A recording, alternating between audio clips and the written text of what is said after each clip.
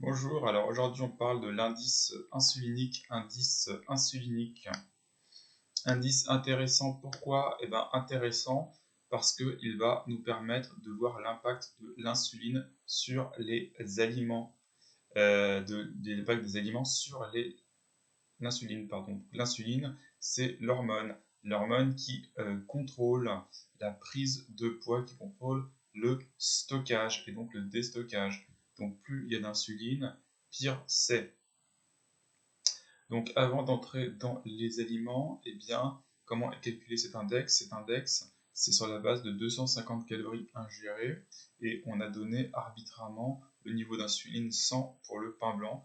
Donc tout est comparé au pain blanc, hein, d'accord? Alors, principe général, plus il y a de gras, moins il y a d'insuline. Ensuite, les protéines, c'est moyen. Et ensuite, les glucides, c'est élevé généralement. Et ce qui va réguler tout ça, c'est aussi les fibres. Donc, à partir de ces grands principes, on ne va pas tellement s'intéresser aux aliments gras parce qu'on a compris que ça élevait pas tellement l'insuline. Pas aux aliments riches en protéines, parce que généralement ça l'élève pas trop non plus, mais c'est les aliments riches en glucides qui vont élever l'insuline. Alors, est-ce qu'on peut trouver dans les aliments riches en glucides des aliments qui, malgré tout, ne vont pas l'élever tant que ça? Donc, j'ai fait un top 10. Donc, top 10, numéro 10, le riz complet. Riz complet 62, parce qu'il y a pas mal de fibres. Orange, numéro 9 à 60. Pomme, numéro 8 à 59, c'est presque pareil, parce que c'est presque la même chose. Lentilles, numéro 7 à 58.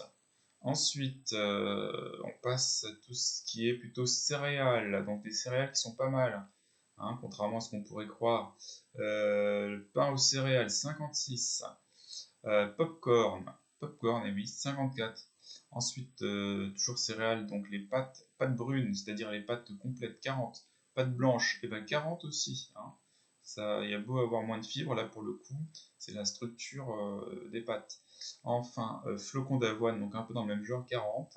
Et finalement, surprise en numéro 1, le plus bas pour ce qui est sucré, All Bran de Kellogg's, et ben c'est 32. Voilà, donc je résume: numéro 10, le riz complet, numéro 9, les oranges, numéro 8, les pommes, numéro 7, les lentilles, numéro 6, pain, céréales, numéro 5, popcorn, numéro 4, pâte brune, numéro 3, pâte blanche, numéro 2, flocons d'avoine, numéro 1, All Bran.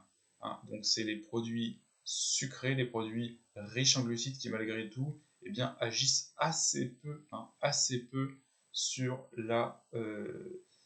la glycémie, hein, notamment. C'est intéressant de voir que les pâtes provoquent moins d'indices de répercussions glycémiques eh bien, que le fromage, qui tout le temps est gras et protéiné.